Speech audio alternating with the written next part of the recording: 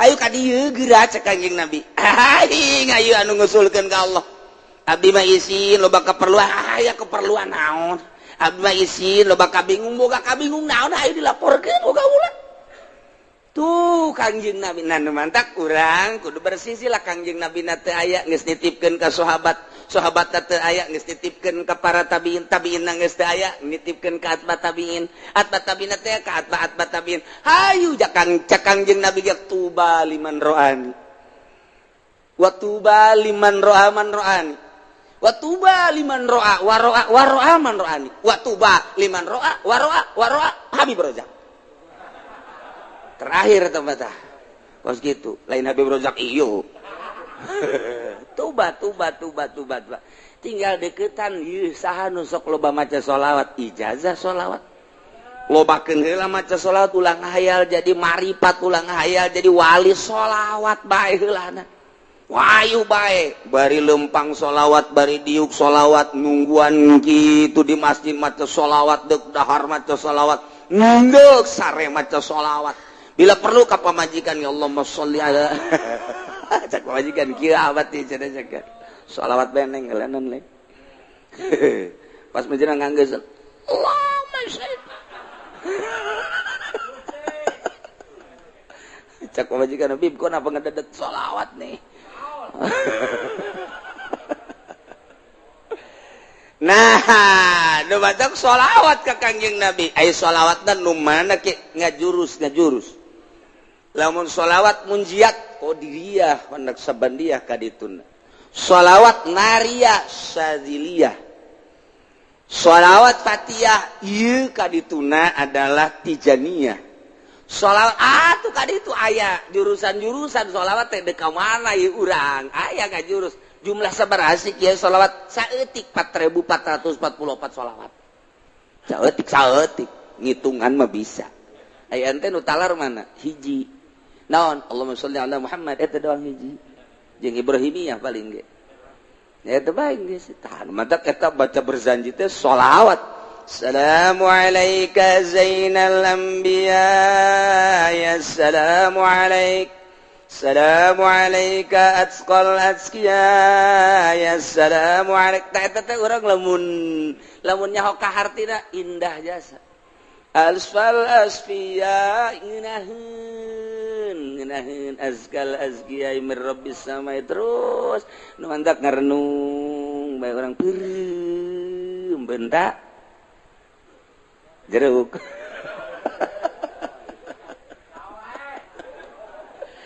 Masya Allah nah kos gitulah nikmat jasa Kanjeng Nabi hayu tepikeun Kang ke ku sebab sering jasa urang maca sholawat haju urang ngahayal sabisa-bisa urang ngahayal teh make ilmu kaistimewaan Kangjeng kemuliaan Kangjeng sehingga kagambar Kangjeng teh dina hayayan urang dina benak hati urang kakasepan kagantengan kagagahan kaistimewaan zahiran wa batiran moal teu ngimpi urang moal datang ka teu ngimpi kajen kumaha ge nu dihayalkeun eta okos urang ngimpi ngahayal hayang mio ngimpi urang ngahayal hayang mio kaimpi urang naik mio wah dina impian nabrak kebo barang hadena ngimpi sakana aduh lamun nya nabrak kebro cilaka sakana ngimpi nya hayang kawin jasa kasih neng lain hayang kawin jasa kahayal-hayal kasih neng aduh hayang jasa kaimpi kapanggih dina impian oh neng Masya Allah padahal mah dina asli nama teu bogoh dina ngimpi mah bogoh asli mah henteu geus ditolak sama barakali geus ditolak sama barakali teu useuh dina surat lagi geus aya kos gituan tah nonsen macem-macem lah dina impian mah nyana daekeun nyana kurang dibawa waduh kos film India Romi Yuli kapanggih nyana wah aja gugulingan kos dina film India ngobrus aya kali gejebur ka kali sial adena ngimpi doang tah eta teh impian teh nu mantap kabagi aya impian anu asli aya impian kembang aya impian khayal tilu tilu urang meuli gerege kitabna ya gitu atau aya karangan Imam Ghazali Ta'birur Ru'ya aya Ta'birur Ru'ya nu meuli waring leutik aya karangan Imam Ghazali caritaan ieu supaya ngimpi nu asli sebab jeung Kangjeng Nabi bapan teu bisaeun setan ge setan teu bisaeun ngarupakeun ku sebab urang terus-terusan bae komo tah mah macana amsara taifu man wafa arqani wal hubuya daridul ladzati bil alami maulaya sholli wa sallim daiman abada ala habibika khairil khalqi kullihim amsara taifu man wafa arqani wal hubuya daridul ladzati bil alami maulaya sholli wa sallim daiman abada ala habibika khairil khalqi kullihim min amsara taifu man. Nah dibaca kurang meme sare wudu heula tas ngala wudu mandi nu bagus mandi heula tas mandi ngala wudu make pakaian serba putih make sesengitan sila urang hadiah heula ka guru urang anu ngaijazahan haju ka sahibul mu'alika ta'libna yani Imam Busiri kemudian langsung dikhususkeun ka Kangjeng Nabi macana dinazomkeun barengan ku Maulaya Sholli bari jeung nyaho kahartina dibaca datang kareup sare sok kira eta syaratna kos kitu doang teh syaratna kurang sare teh mendek telentang ti mimiti dieu heula maulaya sholli wa sallim daiman abada ala habibika khairil khalqi kullihim na'am sarata man wa farqani wal hubuya daridul ladzati bil alami maulaya sholli wa sallim terus datang ka urang rada geus rada non garang-garana engket-engket rek sare ngedeng langsung tam saratifu man wa farqan wal hubuya daridul ladzati bil alami maulaya sholli wa sallim daimar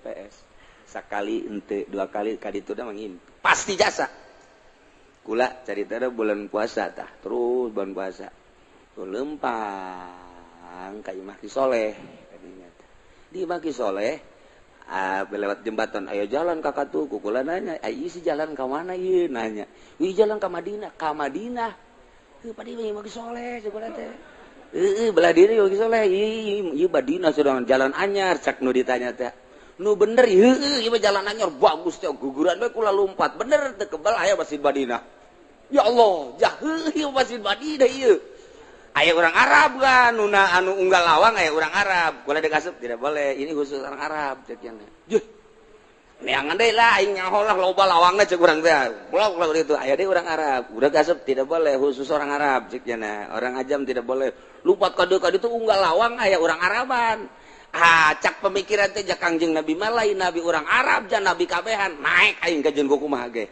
naik kula ka luhur begitu naik ka luhur urang cek cenah nggak boleh naik kadulu dihandap wah kerumunan aya Kangjeng Nabi tuh ngancan katingali Kangjeng Nabi na ngan dina impian bingung ieu aing ngaragageun mana ringsek asana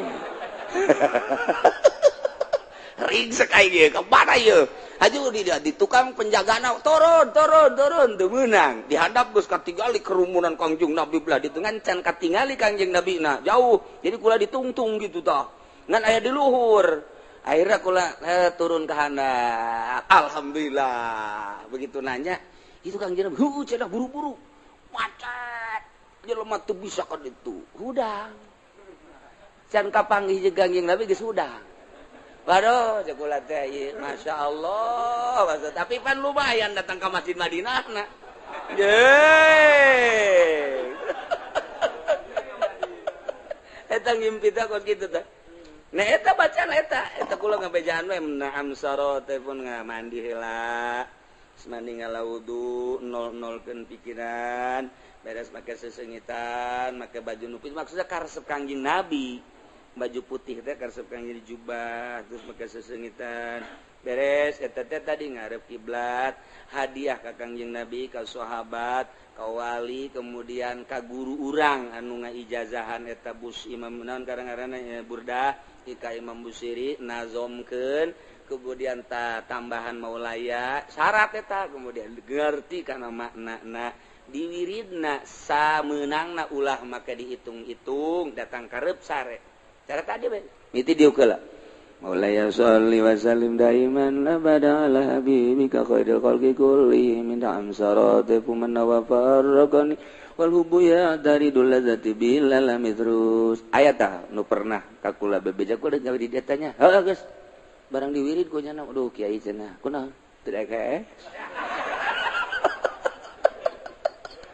atuh mah ngimpi-ngimpi sia teu dake ya Allah cenah kula teu dake jadi puyeng mah tungtungna mah eureun atuh sia eureun bahaya ke geus teu katekan berarti mah kos kitu mah teu katekan geus bemehna meureun urang amun hayang cepet-cepet ngadahar jengkol nu loba meureunnya abeh terehes tungtungna mah teu kabaca bae eta sering ku kula meuli caritakeun nu sajan-sajan nama ieu mah ala kadar takdir bulan puasa teh ngimpi kos kitu pernah teu nu sajan-sajan antum meuli bejakeun we pokona mah geus deuk kapangideung teh kumaha aing we tah mah ngan ieu mah keur carita model tah ngimpi teh kos kitu tah ya jalan anyar ka ditu Madinah cenah waduh bener masjidna aya teu kebal teh kan eta dijagaan gitu tapi eta dina ngimpi mah urang Arab ge bisa ngomong Sunda deui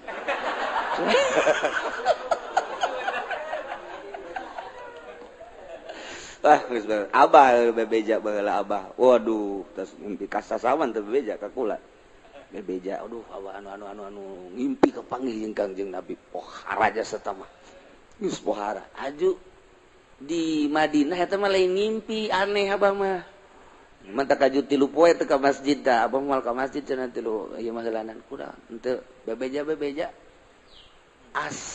asa sare asa henteu aya Kangjeng Nabi nu mantak atuh teu ka masjid abah asal eta kitu asa 3 poe masyaallah geus saya caritakeun lan tah eta wiridanan eta ngan abah terus munjiata nu paling dia tah munjiat tunjina mantak kudu diijazahkeun heula ta eta Kangjeng Nabi asal geus urang kapanggih pernah kapanggih jeung Kangjeng Nabi bae lain neuleunan naon ihina neuleunan naon teh hina eueuh deui pang indah-indahna ngimpi kapanggih jeung Kangjeng Nabi mah geus indah jasa nikmat jasa kababayang bae deui moal poho-poho indah kapanggih jeung Kangjeng Nabi moal poho-poho jeung diresep kana maca sholawat teh diberesep aya nu kabari bebeja maca sholawat mujiat cenah kiai haju ngimpi kunaon kapanggih jeung maung wah saya ijazahna di mana di Habib Rozak pantes satu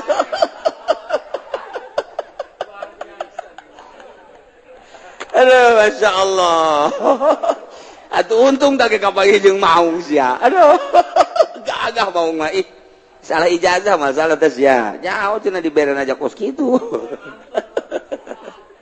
sabada ki musannif nyaritakeun tentang syarat jadi pemimpin nu jumlahna aya 10 kahiji syarat jadi pemimpin teh kudu beragama Islam status muslim teu meunang kafir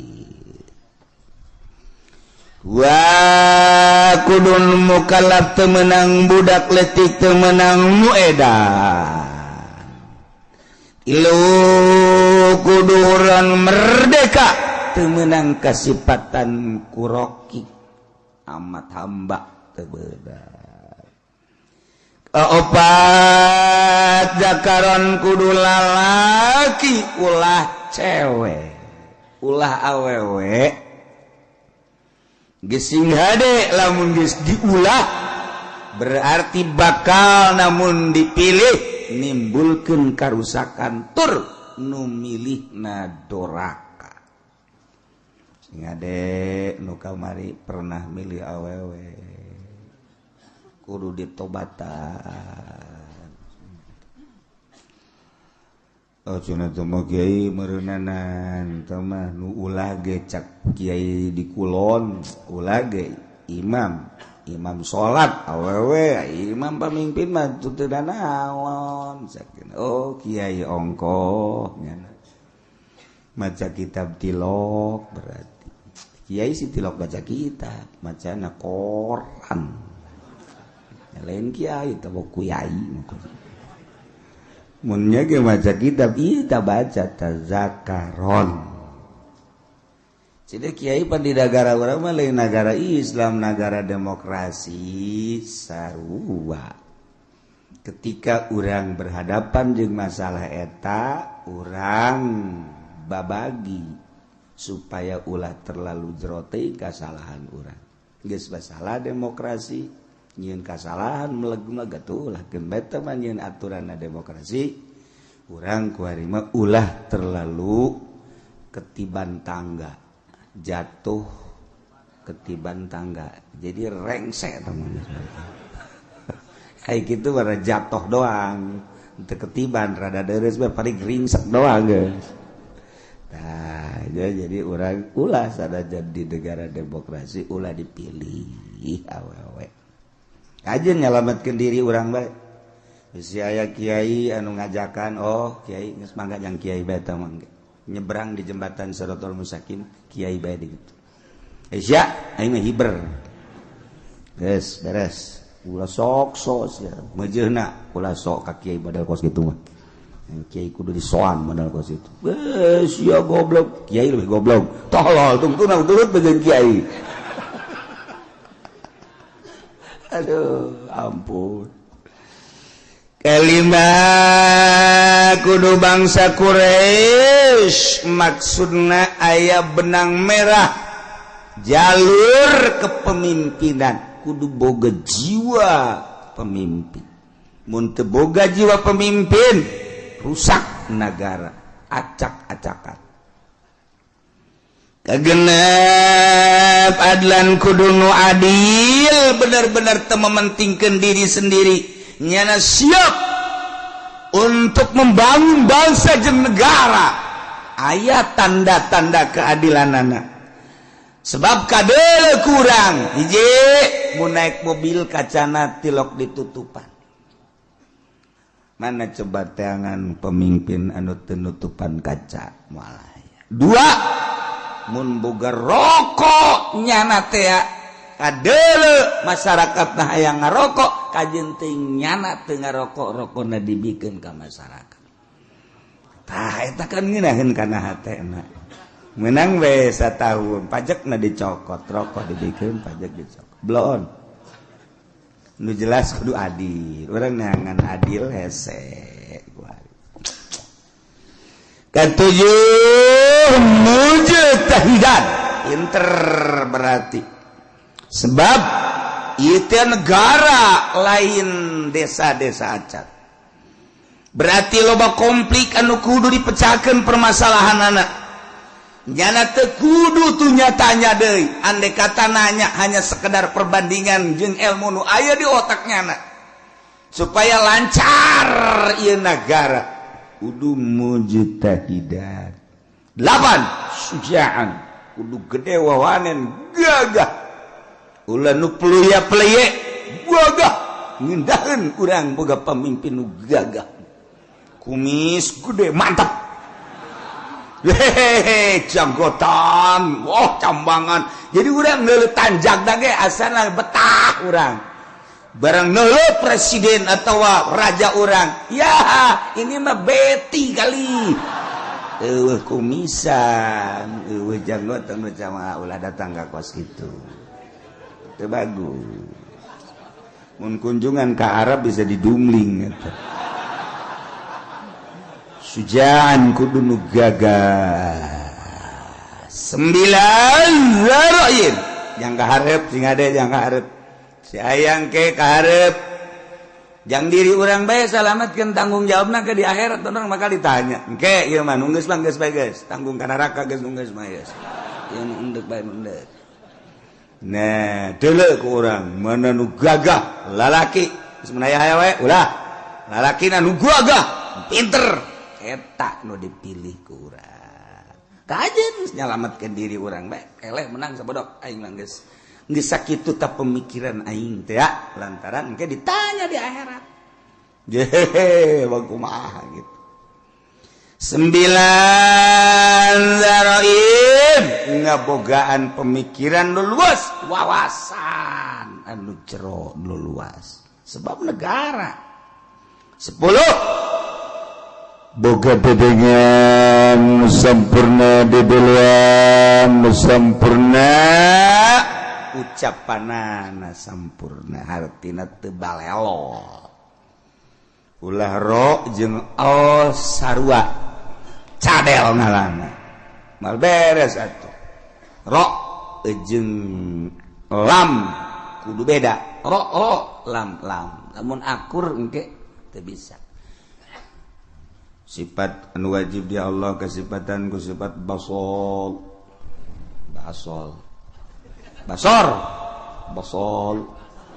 ro basol panjang cadel jadi basol ro lain l tungtuna dikurangan sifat wajib di Allah sifat baso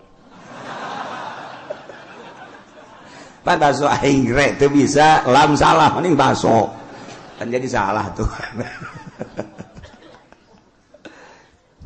gitulah persyaratan jadi pemimpin Imamul Azam presiden raja atau di bawah dunah yakni gubernur bupati camat lurah termasuk RT itu teh raja RT teh sakarajaannya ada wae sa RT urang jadi takeun RT raja atuh make celana pendek pada RT raja kuari deuk nyaritakeun kasahanana jadi imamah kumaha ieu sahna nyana jadi pemimpin seseorang anu memenuhi persyaratan 10 tadi sesuai dengan kriteria anu tadi nyana bisa sah memimpin bangsa kutilu perkara nomor kahiji wa tan'aqidul imamatu bil bai'ati wa tan'aqidul imamatu bisa kabundel nyangred sah maksudna jadi pamimpin sifat pamimpin yakni imam presiden gubernur bupati bil bai'ati ku bai'at di beat di zaman baheula pertama nu di beat ialah Sayyidina Abu Bakrin Siddiq radhiyallahu anhu. Pertama nu di beat jadi pemimpin adalah Sayyidina Abu Bakar Siddiq. Seluruh sahabat anu ngabogaan wawasan anu sampurna berpangkat ijtihad mujtahid berbagai kelompok tina kelompok dicepol untuk mengesahkan kepemimpinan Sayyidina Abu Bakar Siddiq radhiyallahu anhu. Datangkeun Sayyidina Abu Bakar bari Sayyidina Abu Bakar mungeun Sayyidina Abu Bakar mah cerik Sayyidina Abu Bakar ketika dipilih jadi khalifah embung. Masya Allah, sarua ketika Sayyidina Umar di beat jadi pemimpin sarua sedihun Sayyidina Umar lantaran sarua jeung ngangsongkeun diri ka seuneu. Nomor kahiji di beat lain hayang di beat tapi masyarakat tokoh masyarakat ngabeatnya dijadikan pemimpin.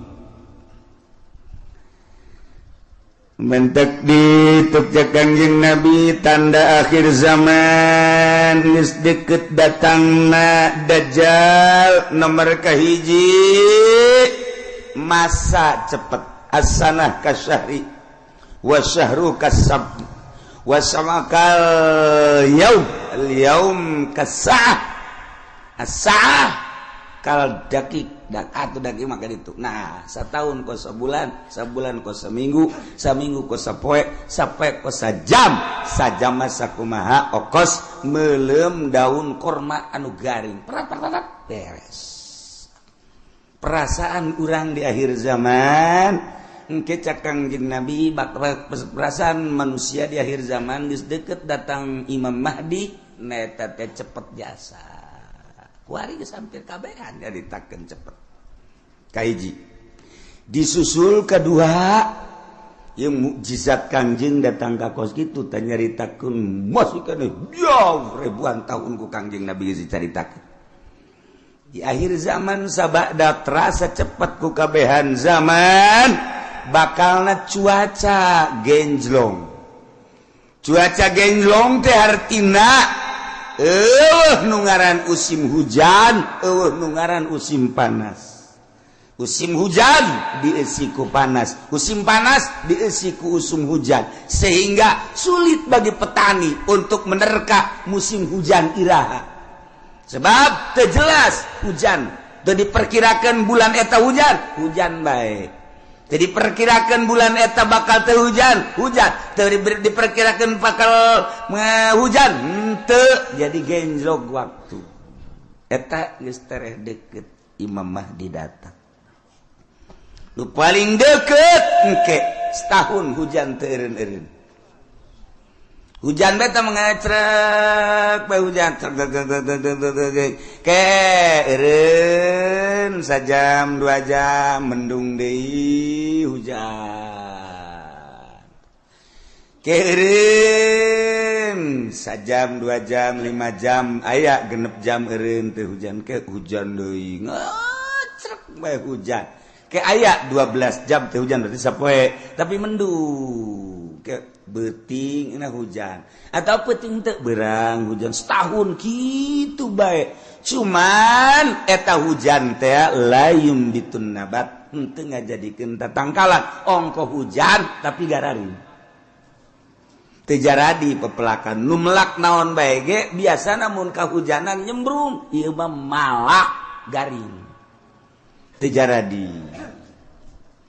Nah lamun geus eta terjadi eta geus detik-detik terakhir bakal datang Imam Mahdi kuari mah kakarak datang ge ka hiji perasaan cepet zaman nomor kadua waktu geus sada ngagenjlog kuari musim hujan musim panas mata Kangjeng Nabi masyaallah ieu mujizat Kangjeng Nabi kula wasok mutalaah ni mujizat pohara geus karasa kuari tinggal ngecek hujan engke aya suara di berbagai pelosok di kaler aya suara seperti suara ki trompet atawa suara ti kidul atawa ti kulon suara ti wetan atawa ti jerotan aya suara gesekan atau suara ti luhur ieu geus sarua geus tereh datang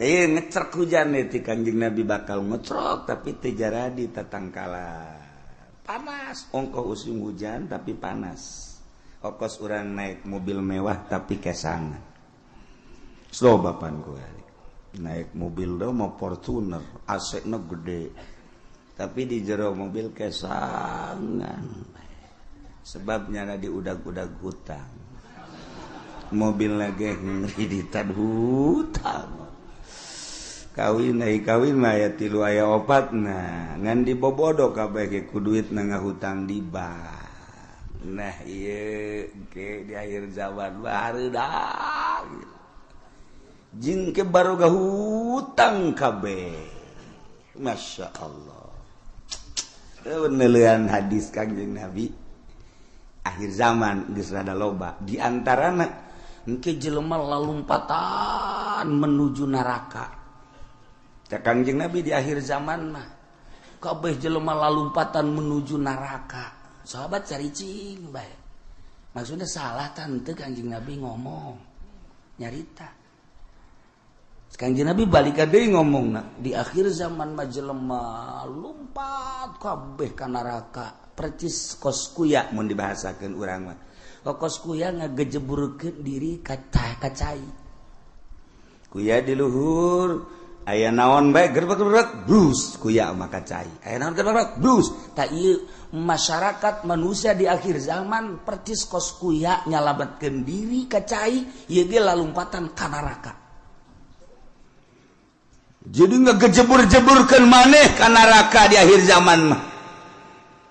Sahabat tetap masih culat cileuk keneh wae. Masa sih cak hatena. Neraka kan seuneu. Mun jelema kudu ngagejeburkeun ka seuneu. Ima jelema meureun teu normal di akhir zaman teh wae mah Kangjeng Nabi salah ye masih didengekeun bae ku sahabat asana meureun aya kekeliruan ieu Kangjeng Nabi kan weruh sadurunge winara sahabat teh masih kere culak-cileuk banget teu percaya cak Kangjeng Nabi di akhir zaman ke jelema lalumpatan menuju neraka percis kos kuya nyalamatkeun diri ngagejeburkeun ka cai engke jelema masing-masing kabeh berduyun-duyun malah mun aya anu rada lambat kunyana disingkirkeun lambat amat sisia ka neraka disingkirkeun kunyana aing kela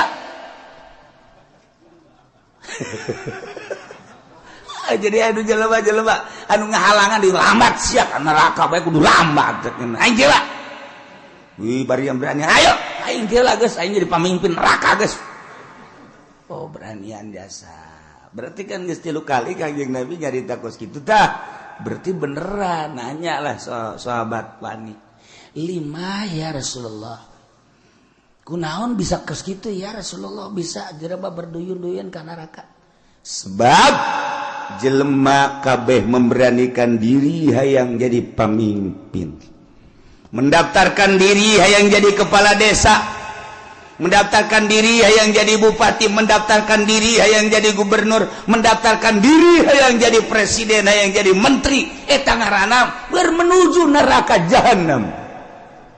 Ya Allah, ya Rabbi, urang lamun ngomong kos gitu pan bupati dah kiai bibisaan.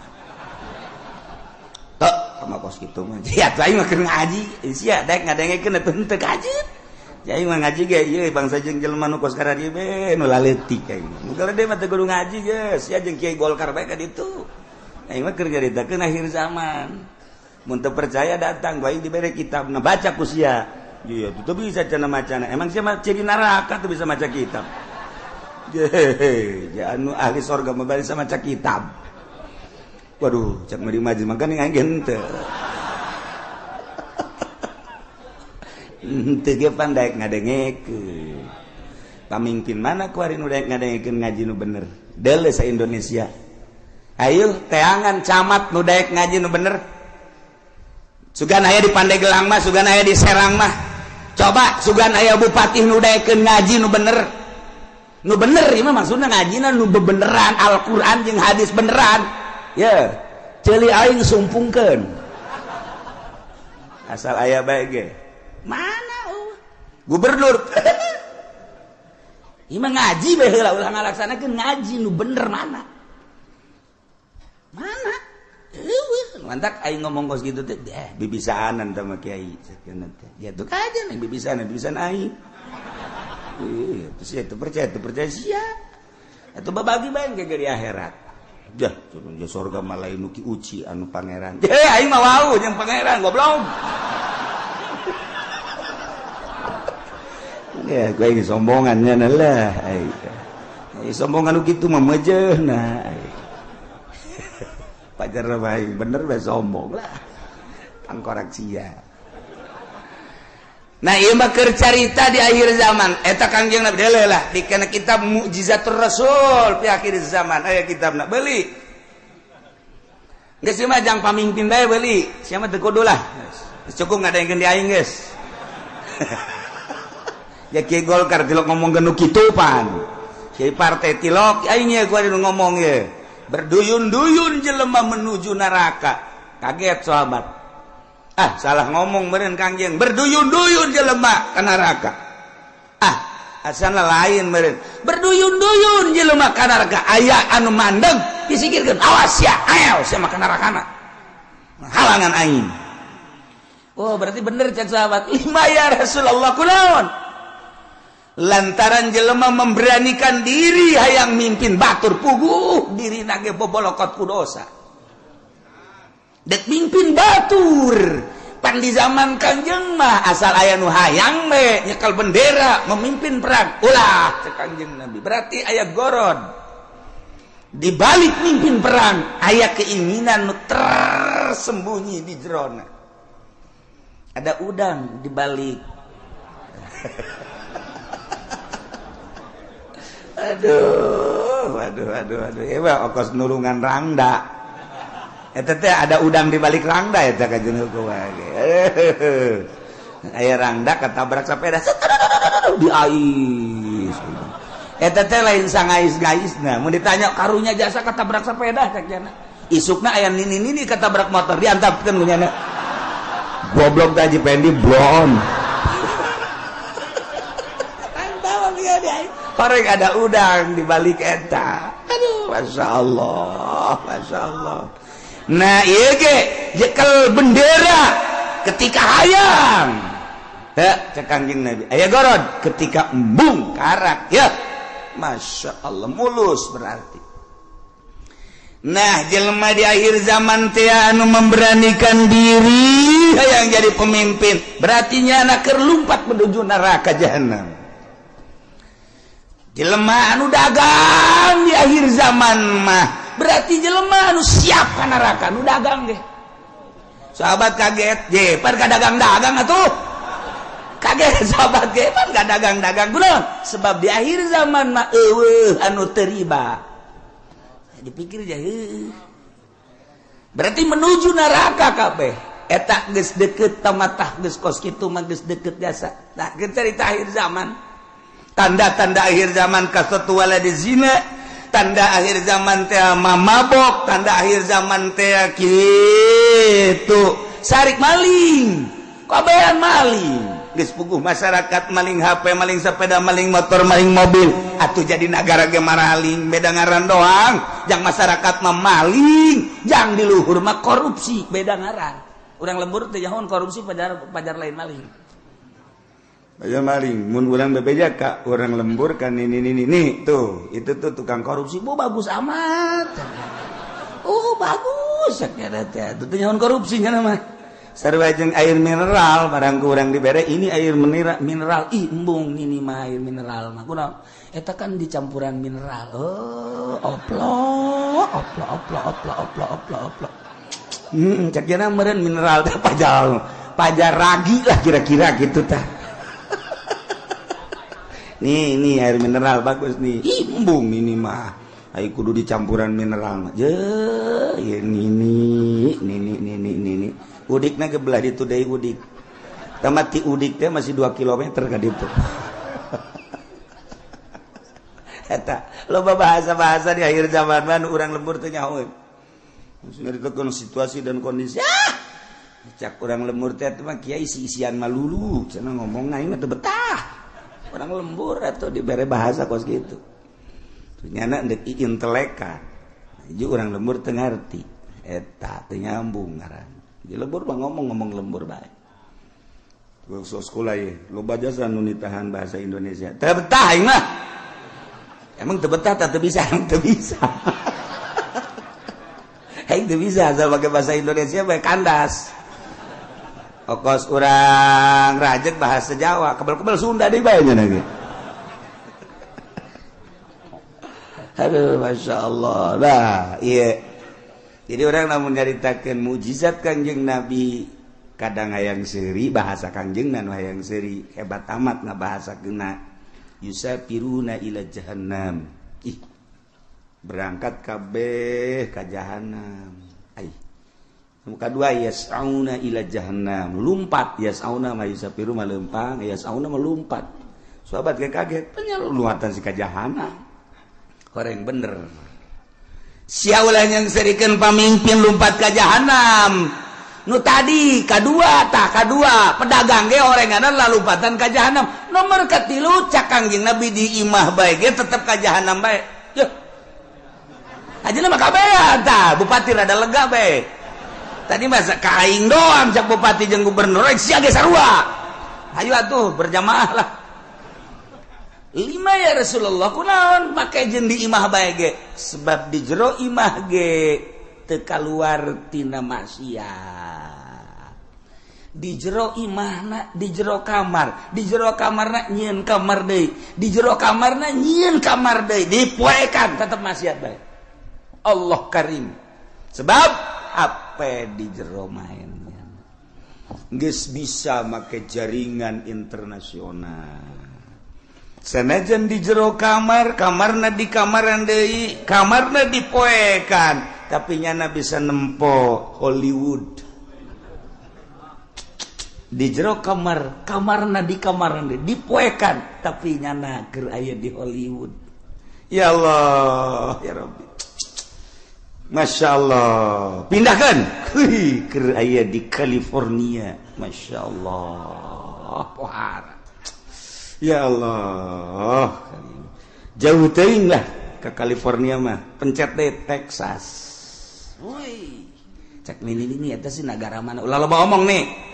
Nini mah nini bae nyahona paling ge bojong bae. Kendal bae nyahona mangsa nu karari itu bae teketos bae. Geus nyahona kadinya bae. Pugu di bojong geus sarujeng di Texas kuari mah. Eueuh nu teu akur kuari. Kahirupan di Amerika jeung di Citra aja atuh beda. Kahirupan di California jeung di BSD teu beda setik-ketik can akur. Sok deuleu naon nu eueuh kuari. Di BSD lamun di Amerika urang ningali minuman bebas. Urang turun di pesawat di Abu Dhabi. Oh, minuman ti mimiti segede cinggir datang ke segede awak. Minuman haram. Aya digelat. Di Abu Dhabi, cek urang ieu negara Islam nama ieu, tapi pan minuman pohara. Meuli urang roti di dinya. Plak, nu belah ditu belah kulon nyelempet dibuka. Aya gambaran jerona. Roti. Kula gitu bebeja kan nu sejen kula doang eta. Besi aja mareuli. Roti meuli roti garing belah ditu belah ieu kan minuman tuh. Wow, barulut tempatna teh di Abu Dhabi. Cek kula teh meuli roti belah ditu tah. Nah. Meuli detik sagede korma segala naon teh. Dibeli buka aya gambaran. Sia seri emang ngarti tah naon sih? Maksudnya aya gambaran tuh pakai celana sia. Geus ditutupkan deh ku kula lah. Dia kan banjang bawaan ka imah.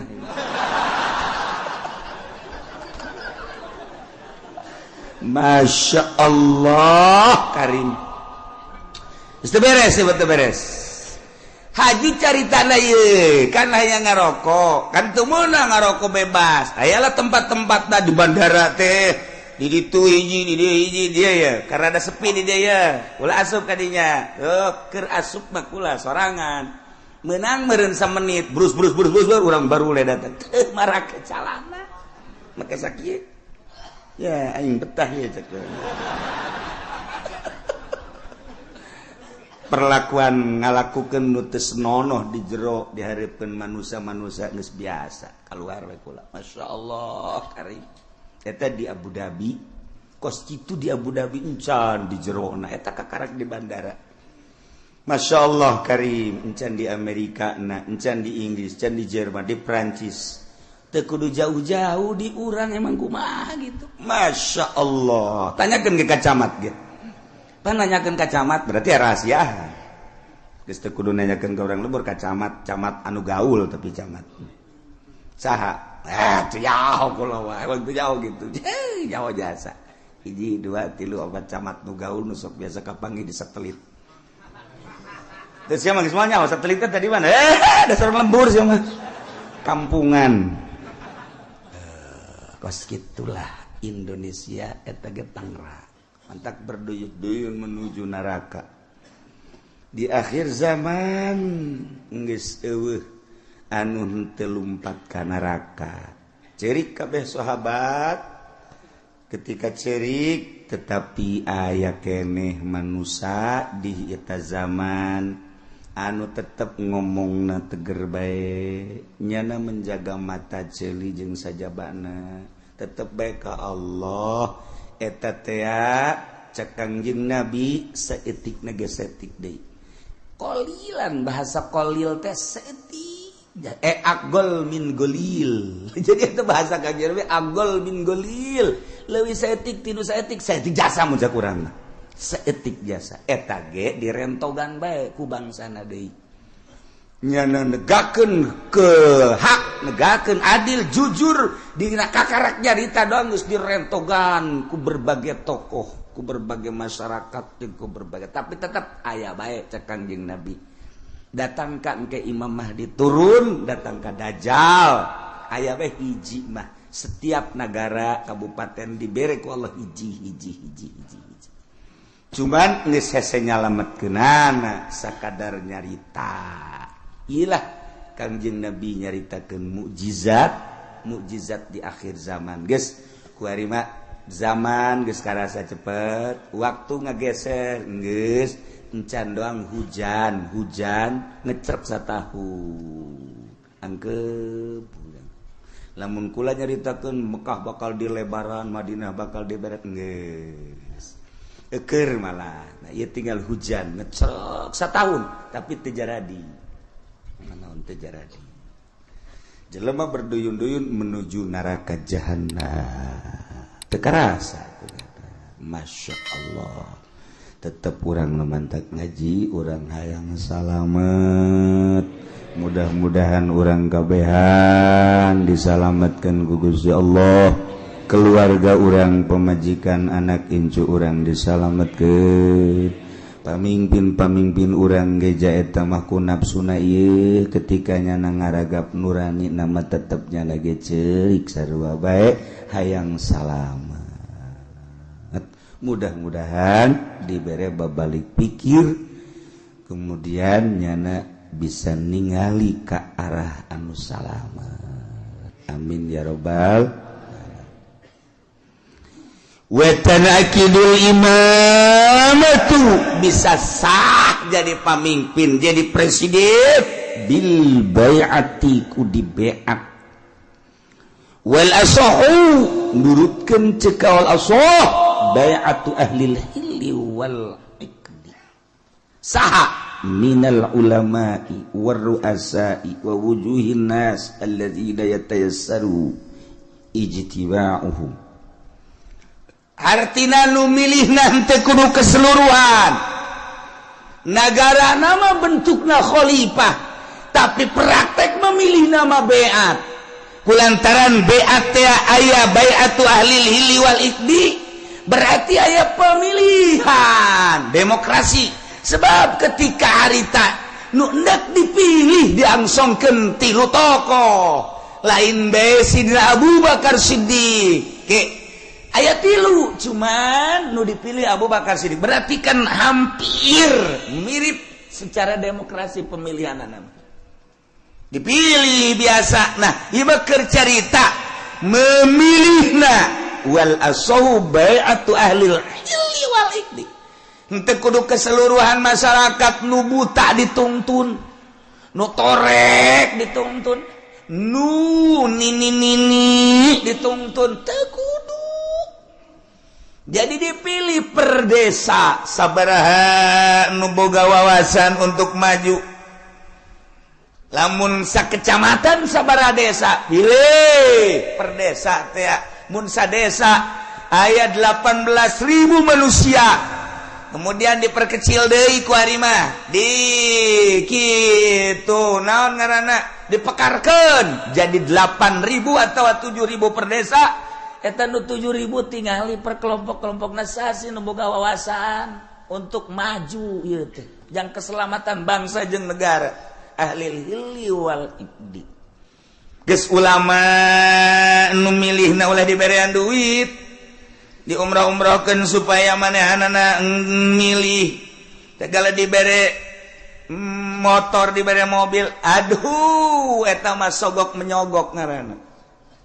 Lamun aya kiai nu narima sogokan ti pemerintah, sogokan ti jelema-jelema nu endek calon, eta berarti kiai keur lumpat nerleng bae dek menuju neraka jahanam. Teu kudu ese dengan kiai kos kitu. Lamun aya jelema kiai dek milih pemimpin tapi jana menerima sogokan ti partai, ti ketua, ti kandidat, berarti eta kiai keur ninggalkeun masyarakat tak menuju neraka jahanam. Tinggal kukula ada ditanya, aya eueuh kiai nu gos kitu. Aya. Lamun aya pang nyebutkeun saurang. Coba ulah isin-isin. Saurang bae. Di Tangerang bae teu kudu ka sarang-sarang. Tangerang aya eueuh. Aya. Urang Pasar Kemis aya eueuh. Sia mah aya bae. Kagak deketan ka Cilongok sia. Sia mah deuk ka aing meureun, kajen kuku mah ge. Dasarna sia mah ekstrim.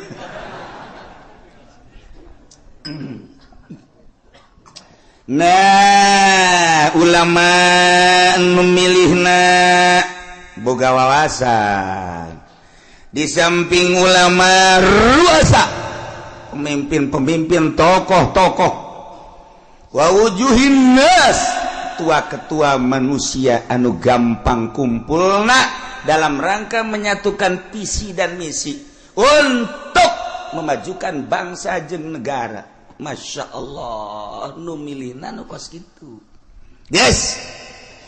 Kuari maka simpulanana bae wa syartuhum sifatus suhud, syarat jelema nu endek mengangkat kepemimpinan ulama tokoh termasuk kitu kepala-kepala kampung dan lain-lain sebagai berbagai lapisan masyarakat anu dianggap mempunyai wawasan.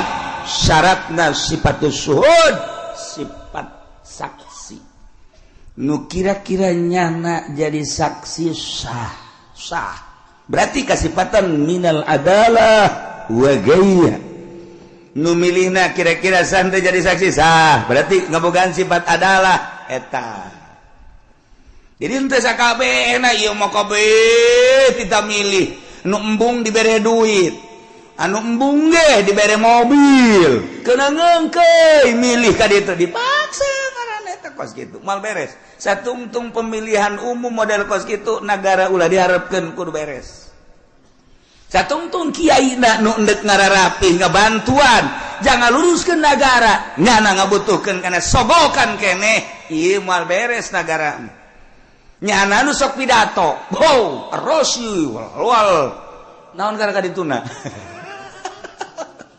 finar ceknya na ya arroswan murtasi finar nyogok nyung nari masogok ka neraka hulunya anak tas dibere motor mio ne cekal huluna ai sia ngomong goblok ieu ngomong teu bareres geureun kiai ongkos jelema di kota Allahu Akbar aya nanaon Allahu Akbar pas azan Allahu Akbar hes ai tiap tadi Allahu Akbar beratas itu Allahu Akbar waya azan hes tekan teu beres eta geus balikan urang ngaji kuari hudangkeun awak urang nu keur hes supaya gigisi tempo gerak ka alam barzah ulah neulean batur awak kurang bakal dibaringkeun di alam barzah eueuh nu dibawa kabeh ge sugih teu dibawa gagah teu dibawa kabeh ngan awak kurang we jeung boeh dibukakeun ieu na ditempelkeun pipi urang kana taneuh sakadar urang gagah sakadar gagah keur hirup paeh mah geuninganan kos kitu sugih keur hirup paeh mah geuning kos kitu baring bae bentakeun mata hate urang aing teh bakal kos kitu kabeh nu daek milu rekan-rekan ngan sakada datang ka bibir kuburan pemajikan jeung anak datang ka bibir kuburan doang pemimpin urang kepala urang mun urang bawahan ngan datang ke bibir kuburan doang selesai ditutup kuburan urang sorangan di jero tanggung jawab urang bakal datang amal-amal urang bentakeun mata hate urang eta.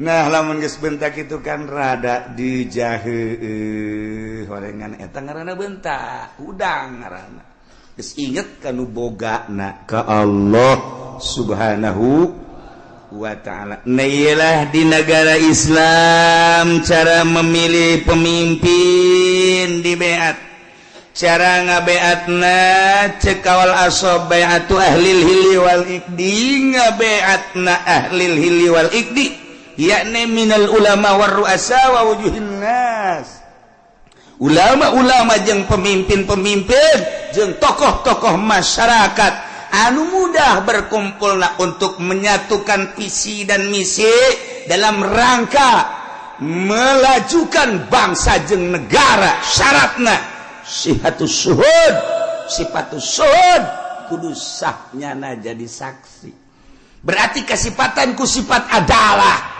ulah kabehan memilih jam milih nage nyana mah teu boga wawasan teu boga wawasan jeung ngemajukeun umat bangsa jeung nagara, teu boga pikiran kumaha ieu bakalna lamun dipimpin ku seeta nagara urang, perpolitikan, perekonomian, perbudayaan, leuwih agama.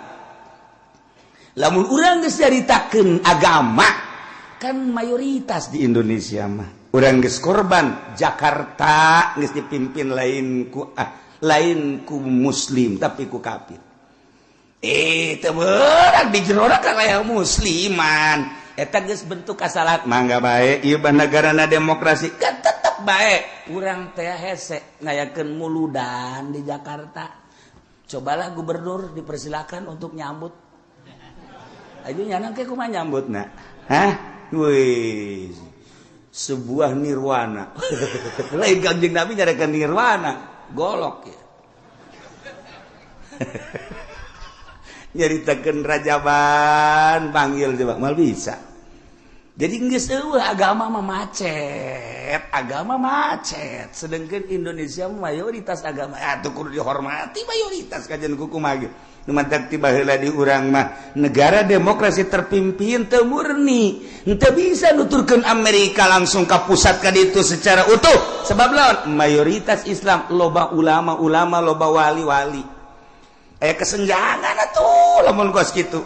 Sebab lawan paling istimewa agama mah Islam. Sebab di Islam mah kabeh merasa terhormati.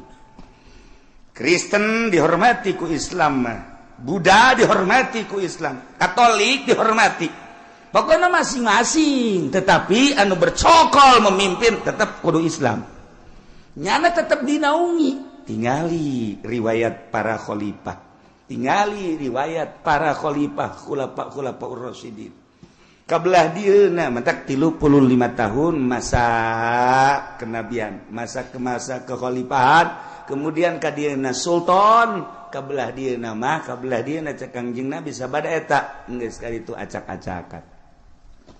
Ya, khairul qurun korni. Terus mayali ali. Nah, berarti Kangjeng Nabi terus sahabat tabi'in tidinya ka dia acak-acakan. Urang di zaman acak-acakan tapi masih keneh bisa maca Quran, maca tafsir ieu ge anugerah ti Gusti Allah Subhanahu wa ta'ala. Di zaman akhir anu geus lain lalagaan, urusan riba, urusan keadilan geus eueuh, kejujuran geus eueuh, tapi tetep bae aya keneh nu beuntas saurang-saurangan di negara aya komo di masyarakat mah teu rusak kabeh. Sakieu geus alhamdulillahirabbil alamin. Salametkeun diri urang, eueuh nu ngarunyaan ka diri urang iwal ti diri urang. Batur mangan sakadar huhahehe doang. Mantak Tan Syekh Abdul Qadir kedatangan tamu. Setelah kedatangan tamu nyaritakeun cintana ka seseorang. Seri Tan Syekh datang deui tamu nyana nyaritakeun cinta ka seseorang. Seri geus beres ngobrol nyaritakeun cinta, nyaritakeun bendu. Kasih anu mah cinta, kasih anu bendu, kasih anu cinta, kasih anu bendu. Cek Tuan Syekh, cinta ente jeung bendu ente tetep neraka jahanam. Kunaon emang? Sebab cinta jeung benduna lain lillah, aya kepentingan. Urang resep jasa ka tokoh nu itu, pohara. Emang kunaon mantak resep sok merean bae. Aing bendu jasa kasih itu, kunaon pelit. Tuh kan? Aing resep jasa ka kiai itu batu. Emang kunaon kiai itu mah naon bae ge jeung meunangnya nama. Itu semua karena menang baik, anu mengkredit menang, segala menang, kalau deposito menang, aing geunaheun. Kadinya aing bebarengan jigana nonton bola tah, kiai mah kudu kos kitu internasional. Aing resep jasa kajana mah. Benduna kasih itu bendu jeung resepna kabeh lain lillah sarua jahannam. Masyaallah. Dah ieu nomor kahiji jelema diangkat jadi pemimpin melalui pemilihan. Di BAT dipilih ku ahli hilli wal ikdi. Nu milihna ulama ru'asa wujuhin nas.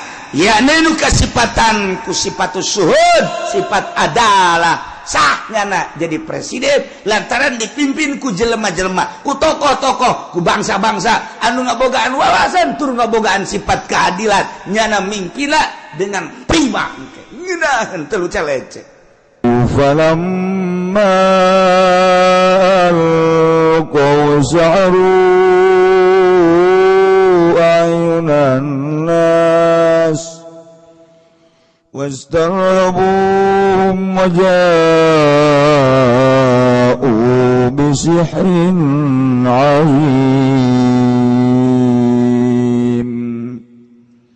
Allahu a'lamu bimuradika ngucap kang yang Nabi Musa ngucap-ngucapin lapad alku nibakeun sira gawe amrun lil ilmi yaiku parentah kadua ngirinan litaqadimi raqaihim kalawan andingenakeun nibakeun ane sahara kabeh tawassulan bihi na ara-ara gawe lantaran kalawan kangjeng Nabi Musa tawassulan kena ara-ara tawassul kalawan musawassul tetaktik ilahi wari lagi mari ngarahirkeun hak falamal qaum maka samang-samangsa nibakeun ya sahara kabeh hibalahum wa isyahum ing pirang-pirang tampara sahara lan tetekeun sahara pirang-pirang tetekeun sahara saharu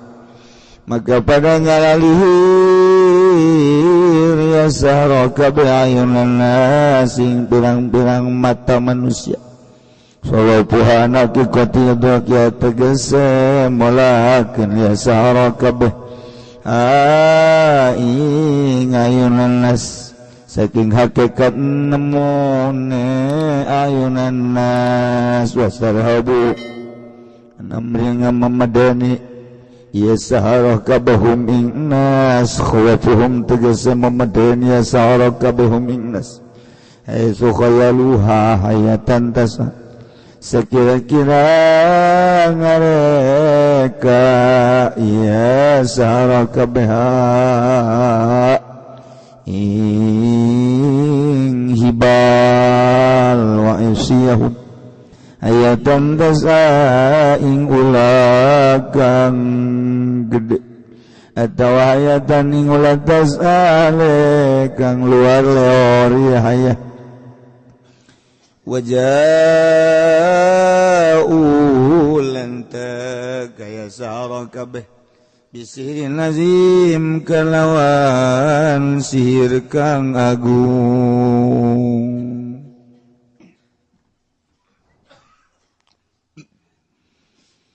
wa auhayna ila Musa an alqi 'asak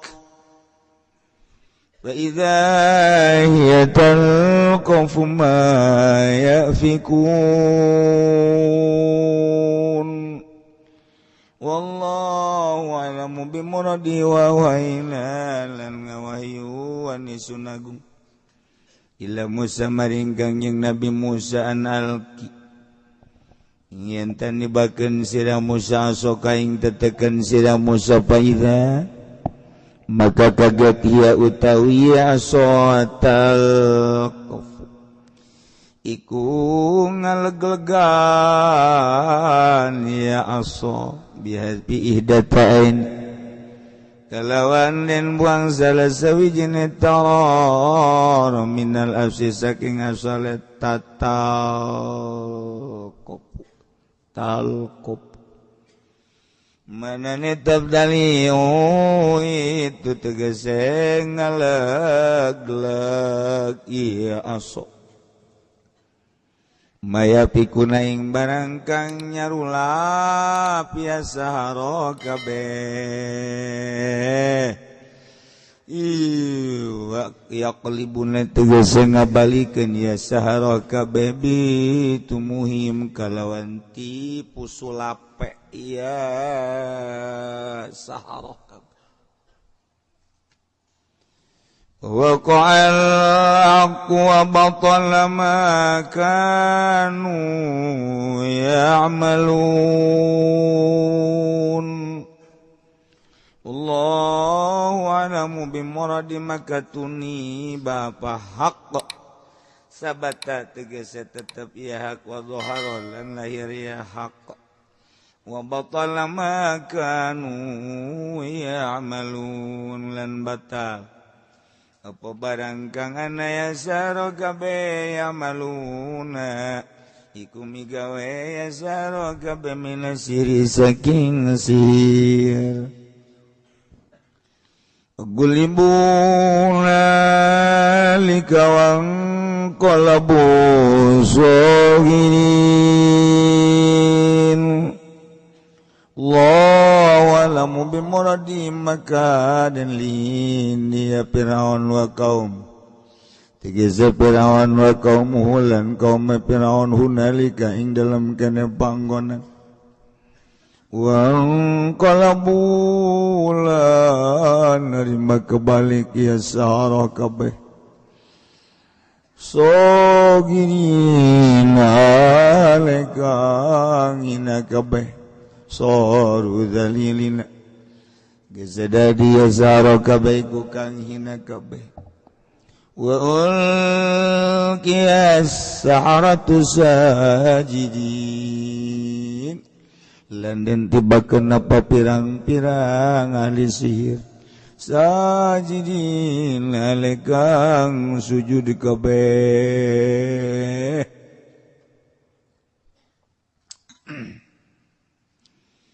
qalu amanna bi rabbil alamin Rabbi Musa wa Harun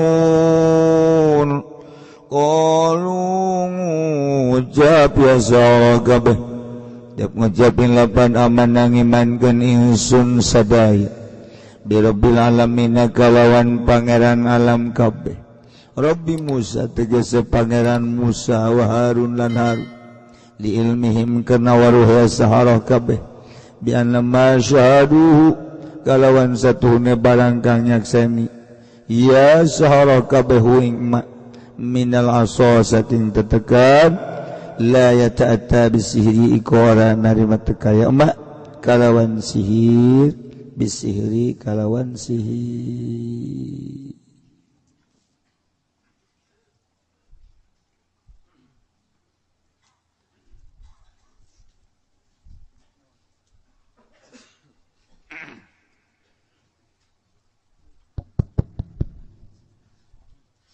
gedekeun saeutik pisan teh.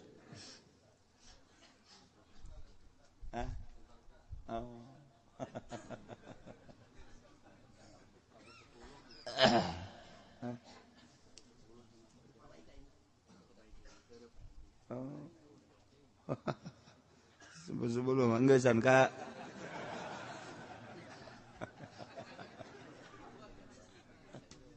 Allah karim.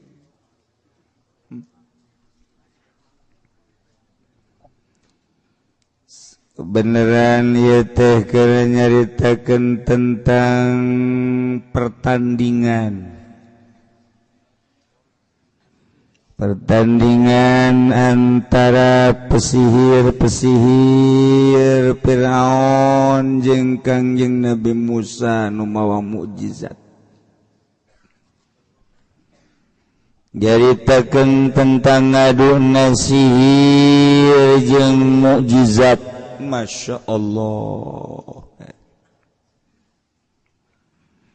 Setiap Rasul terus baik ku Gusti Allah diberi pertandingan supaya ketinggali hakna mukjizat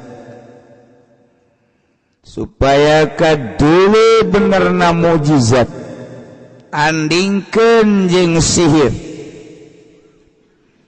lamun para rasul pertandinganana sihir jeung mukjizat setelah para rasul teu aya agama dilanjutkan ku para sahabat dilanjutkan ku para tabi'in dilanjutkan ku para aulia Allah subhanahu wa ta'ala ya terus lamun nabi dibere mujizat tanding nasir wali dibere karomah tandinganana tetap sihir teluh ulah kaget lamun kiai diteluh ulah kaget ja Kangjeng Nabi ge lamun teu diraksa ku Gusti Allah mah teu diteluh sarua bae terus datang ka kuari terus perseteruan jeung pertandingan antara sihir jeung mujizat sihir jeung karomah sihir jeung maunah ulah maunah maunah tunggak gajah tahu sekali jadi pertandingan duh cenah aing masih namat jadi kiai kos kitu mah jah cuma lain ti kiaiin meureun can ge jadi kiai geus ieu eta cenah beusi ditelu tuh kayak di ujung-ujung nama paeh bae di paeh perang syahid paeh ragag cilaka syahid paeh ditelu syahid Allahumma ya qadiyal hajat siapa amin bangun dek neluh ka aing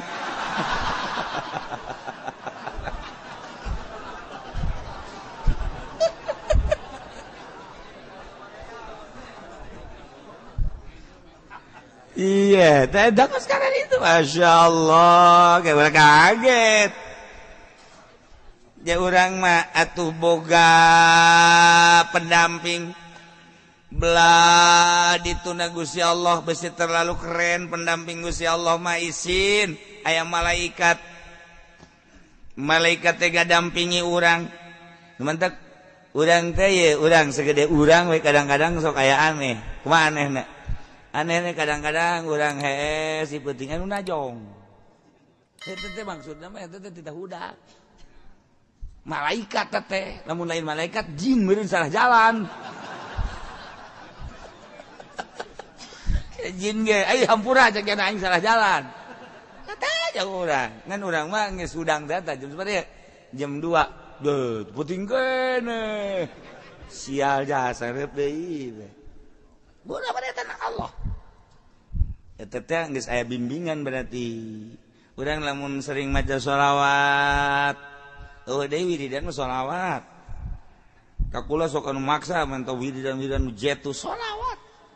Datang keluar, mah dibere sholawat di bae cek geus. Ai sia kumaha? Sholawat teh ka Kangjeng Nabi teh afdalul makhluqat sambungkeun diri sia ka Kangjeng Nabi ku sholawat hayang naon ujianana sia masuk hararese jasa beda sholawat teh ngomong jeung babaturanna sholawat di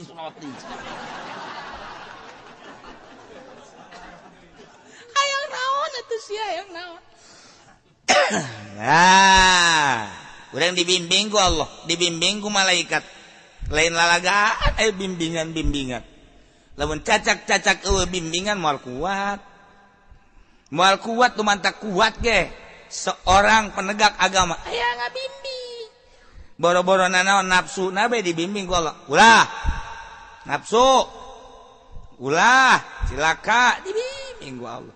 Tah hayang aya nu ngabimbing model kitu teh eta teh kudu loba hudang ti peuting kudu zikir maca sholawat kakarak di jero hate ngagelempeng blek beda di jero hate teh aya eusian eusi teh eusi ma'rifatullah nu mawa wani nu mawa tegas anu mawa lesang marifat ngomong eta kapan lamun teu marifat mah teu lesang ai hartina teu lesang teh aya muatan bae ngomong urang di hareupeun bupati muatanana amplop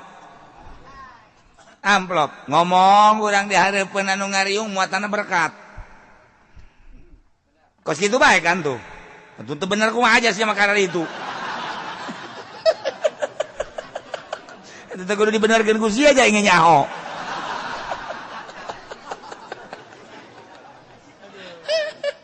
sok ayo nu mantak nu mantak ayeuna mah kiai anu naek ka panggung kuarir, kiai nu naek ka panggung dalam rangka kitu kampanye. Eta teh berarti kan muatan. Dalam rangka pilkada, pilgub muatan eta teh kos kitu. Henteu cenah kunaon mah ikhlas, sod ikhlas. Ka dieu coba ka dieu sia. Soda kumaha soda goblok. Ikhlas ya. Balik bae ka ieu mah tadi ongkosan sial capek ongkos. Bener kan, Bon? Nah, ieu mah newak nu aya bae lah. Padahal lain kanyana bae kasih ge sarua. Ieu keur carita ieu mah muatan teh mawa teu teges. Geus engke kadengena ge lain deui. Saya teh si mana? Si anu ngadiran sa kiai, naon tuh kampanye, nyatakeun naon tuh? Kiai kos kitu ieu tah. Mulai heuy, teh kiai pinter teh. Pinter tinggal pinter. Mudah itu ngajakan ke partai itu beres sama kiai ji sia ngadengekeun ongko teu beres ongko nya na meunah dibere duit aing tuh nu mantak babagi po datuh ya gara-gara sampai keleti kos kiai ya aduh Masya Allah aya muatan urang ngadengekeun ya ulah kebel dengekeun ku urang sok kiai nu hajat muludan rajaban antara aya muatan jeung eueuh kula sok rinci kula mah daripada ceramah ngaji jeung ngadengekeun lillahi taala daekan ngadengekeun resep kula ngadengekeun teh resep batur mah cenah teu resep kana kula teu kula mah malah lamun ngomong teh geus embung ku ari embung lah yang besi ku Allah dicarekan salah naon kitu boga pikiran teh tah aing ngadengekeun mah teu salah-salahnya anak heeh geus atuh aing resep atuh terus atuh bamalerkeun kan kitu aing ngadengekeun mah ngarokok teh naon teh lah sok ngadengekeun gua teu kebal haju bae muatan katara kudu bisa ngaji bilagah mah komo tek geus katara katara kajian ku kumaha ge geus eueuh nu teu katara saeutik ge urang ngaji bilagah teh aya makom likuli makom makol likuli medan rijal aya muktado na nyahoan urang kamari aya Habib Salim Jindan NKRI marka naon marka bingung kan urang horeng harga mati atuh urang mah teh nyaho pajar marka atuh marka mah jalan cek urang teh kunaon eta lain haolan nyaritakeun eta berarti muatan NU kan NKRI mah berarti nyana keur nyaritakeun NU kabawa ka Habib Lutfi ka NU-an nyaritakeun Nusantara kan Nusantara mah NU nyaritakeun tentang Muhammadiyah eta teh Sayyidina kan eta mah perseteruan antara NU jeung Muhammadiyah kabawa kanyawan ku ahli ngaji mah kaluar tina jalur deuk saha mantak resep ngadengekeun teh resep marga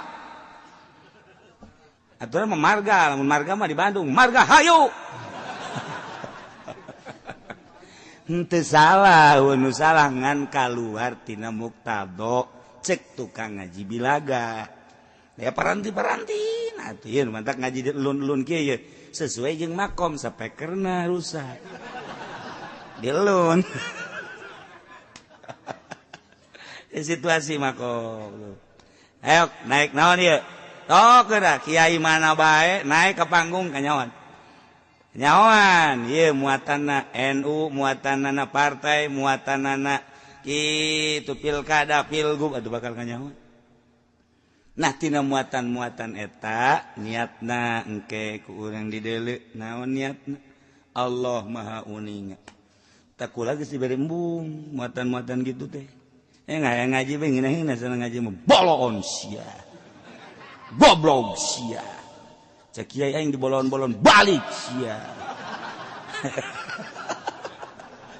aduh jangan noel di kacamat urang balik yuk los sia yang ngejebur ka neraka ulah didengekeun kulantaran maksudna naon maksudnya teh supaya nyana ka Allah sugan marah nyana teh paling aya 1 2 3 4 5 6 7 8 marah atuh sabodo jaing mah teu ngamusun ngamarahan nyana maksudna dek dijadikeun dibawa ka Allah sabisa-bisa daek nyana ngadaekeun Allah berarti menang hidayah teu daek nyana mundur bae ngajina yu didinya mah didinya di Cilogon urang nu jauh ceuk abe babari balik atuh los emang aing teh nyaho gitu jauh anu ngabejaan tuh di masjid aya hiji nyaho zaman tadi teh di dieu ngajina kudu jauh ka ditu bong aing lamun sasalaman ceuk nya teh poe aing carekan malulu itu konon ngomong gitu tuh sia ngaji ongkoh aya anu geus bugraget teh ka kula bugraget kiai tapi kunaon tuh aya rekamanna mah menta deui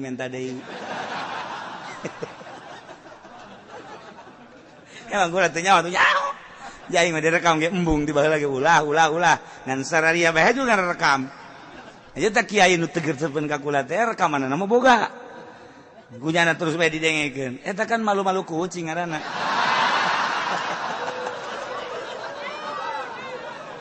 ngan teu nanaon kula mah hari nyana aya mangpaatna mah tu mangga bae baik bae henteu aju kula bendu teu mun kula bendu bae carekan ku Allah hendak eueuh nu dipake ke bendu sasage pamarentah emang kula bendu ka pamarentah tuh ka bupati deukeut ka gubernur deukeut komo rano karno pernah shooting bareng mun baheula gara-gara sapeker kos jadi kieu ye tah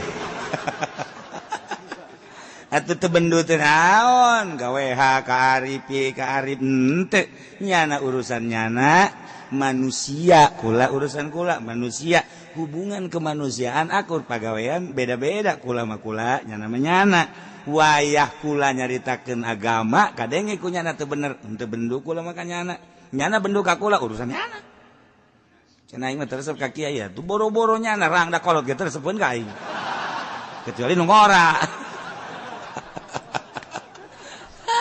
siapa sok bisa bae ieu ngaji naon sih